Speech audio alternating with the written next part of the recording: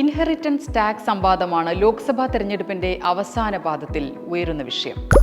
രാജ്യത്തെ പണക്കാരുടെ സമ്പത്ത് പാവങ്ങൾക്കും കിട്ടണമെന്ന രാഹുൽ ഗാന്ധിയുടെ നിർദ്ദേശവും ഇൻഹെറിറ്റൻസ് ടാക്സ് ചുമത്തണമെന്ന Indian overseas Congress chief Sam പിട്രോഡയുടെ കമന്റും വലിയ വിമർശനത്തിനാണ് വഴിവെച്ചത്. രാജ്യത്ത് 2.5% ആളുകളാണ് ഇൻകം ടാക്സ് അടയ്ക്കുന്നത്. അവരുടെ സമ്പത്താകട്ടെ പല അസറ്റുകളിലും വീട്, ബിസിനസ് തുടങ്ങിയവയിലെ നിക്ഷേപവുമാണ്. അവരുടെ ഈ സമ്പത്ത് മറ്റുള്ളവർക്ക് വിതരണം ചെയ്യണമെങ്കിൽ അവരുടെ സ്വത്ത് കണ്ടുകെട്ടണം, അല്ലെങ്കിൽ പിടിച്ചെടുക്കണം. ഇത് രാജ്യത്തെ സാമ്പത്തിക അസ്ഥിരതയിലേക്കല്ലേ തള്ളിവിടുക? സാമ്പത്തിക വിദഗ്ധനായ ഗൗതം സെൻ ചോദിക്കുന്നത് ഇതാണ്. ആവറേജിന് മുകളിൽ സമ്പന്നരായ 12 ലക്ഷം പേരുടെ സ്വത്ത് 102 കോടി ആളുകൾക്ക് വിതരണം ചെയ്യണമെന്ന് പറയുന്നതിൽ എന്ത് ലോജിക്കാണുള്ളത്? അതുപോലെ സാം പിട്രോഡ പറയുന്നത് ഇൻഹെറിറ്റൻസ് ടാക്സിനെ കുറിച്ചാണ്. അങ്ങനെ വന്നാൽ രാജ്യത്തെ വ്യവസായികളും ബിസിനസ്സുകാരും രാജ്യം വിടും. അവർ ദുബായിലോ മറ്റ് രാജ്യത്തോ പോയി സെറ്റിലാകും. ടാറ്റ, റിലയൻസ്, അംബാനി, മഹീന്ദ്ര തുടങ്ങിയ കോർപ്പറേറ്റുകൾ രാജ്യം വിട്ടു പോകാനാണോ പിട്രോഡ ആഗ്രഹിക്കുന്നതെന്നും സാമ്പത്തിക വിദഗ്ധനായ ഗൗതം സെൻ ചോദിച്ചു. 12 ലക്ഷം ഇന്ത്യക്കാരുടെ പേഴ്സണൽ അസറ്റ് ഇല്ലാതാക്കാൻ ഒരാൾ ആഗ്രഹിക്കുന്നുവെങ്കിൽ അയാൾ രാജ്യത്തിന്റെ ശത്രുവാണെന്നും ഗൗതം സെൻ തുറന്നടിച്ചു. കൃത്യമായി GSTയും ഇൻകം ടാക്സും പിരിച്ച് സാമൂഹിക സുരക്ഷാ പദ്ധതികൾ നടപ്പാക്കുന്ന രാജ്യമാണ് ഇന്ത്യ. മാത്രമല്ല, രാജ്യത്തിന്റെ പൊതു സംവിധാനങ്ങൾ, ഇൻഫ്രാസ്ട്രക്ചർ എന്നിവയിലെല്ലാം വൻ മുന്നേറ്റം നടക്കുന്നു. ഇതെല്ലാം പണക്കാരന്റെ ടാക്സും ബിസിനസ്സുകാരിൽ നിന്ന് പിരിച്ച GSTയും കൊണ്ടാണ്. ഇതാണ് യഥാർത്ഥ വെൽത്ത് ഡിസ്ട്രിബ്യൂഷൻ എന്നും ഗൗതം സെൻ പറഞ്ഞു. രാജ്യത്തെ ബിസിനസ് സമൂഹം ഉൾപ്പെടുന്ന ഹൈ നെറ്റ്വർത്ത് ഇൻഡിവിജ്വൽസ് ആകെ ജനസംഖ്യയുടെ 1.5%-നും താഴെയാകും. അവരുടെ സമ്പത്ത് പിടിച്ച് ബാക്കി 98% ആളുകൾക്ക് നൽകുന്നത് ഏത് രീതിയിലാണ് വികസനം കൊണ്ടുവരിക? ഇത് പാവപ്പെട്ടവരെ എങ്ങനെ ഉദ്ധരിക്കും? പ്രായോഗികമായ ഒരു നിർദ്ദേശമാണോ ഇവർ പറയുന്നതെന്നും സെൻ ചോദിച്ചു.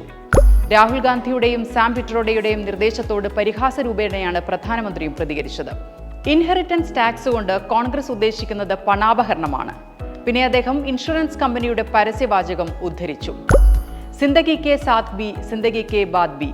ജീവിച്ചിരിക്കുമ്പോഴും മരിച്ച ശേഷവും വ്യക്തികളെ ചൂഷണം ചെയ്യുകയാണ് കോൺഗ്രസ് എന്നും മോദി പരിഹസിച്ചു.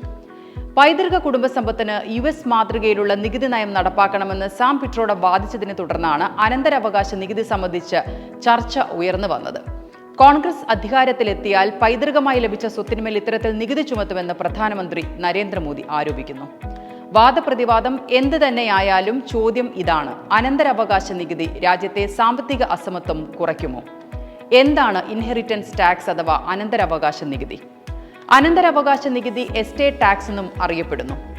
മരണപ്പെട്ട വ്യക്തിയുടെ സ്ഥാവര ജംഗമ വസ്തുക്കൾ അഥവാ ആസ്തികൾ നിയമപരമായ അവകാശികൾക്ക് വിതരണം ചെയ്യുന്നതിന് മുമ്പ് അയാളുടെ പണത്തിന്റെയും വസ്തുവകകളുടെയും മൊത്തം മൂല്യത്തിന്മേൽ ചുമത്തുന്ന നികുതിയാണിത്. ഏതെങ്കിലും ഇളവുകൾക്കോ കിഴിവുകൾക്കോ ശേഷം അവശേഷിക്കുന്ന ആസ്തികളുടെ മൂല്യത്തെ അടിസ്ഥാനമാക്കിയാണ് നികുതി സാധാരണയായി കണക്കാക്കുന്നത്. അനന്തരാവകാശ നികുതിയുടെ ലക്ഷ്യം പലപ്പോഴും സർക്കാരിന് വരുമാനം ഉണ്ടാക്കുകയും സമ്പത്ത് പുനർവിതരണം ചെയ്യുകയുമാണ്. അമേരിക്കയിൽ 55% ഇൻഹെറിറ്റൻസ് ടാക്സ് ഈടാക്കുന്നുണ്ടെന്നും സർക്കാർ 55% വിഹിതം എടുക്കുന്നുവെന്നും പിട്രോഡ അഭിപ്രായപ്പെടുന്നു. സമ്പന്നനായ ഒരാൾ മരിച്ചാൽ അയാളുടെ വസ്തുവകകളുടെ 55% സർക്കാരിന് നൽകുമെന്നും സാം പിട്രോഡ പറഞ്ഞിരുന്നു.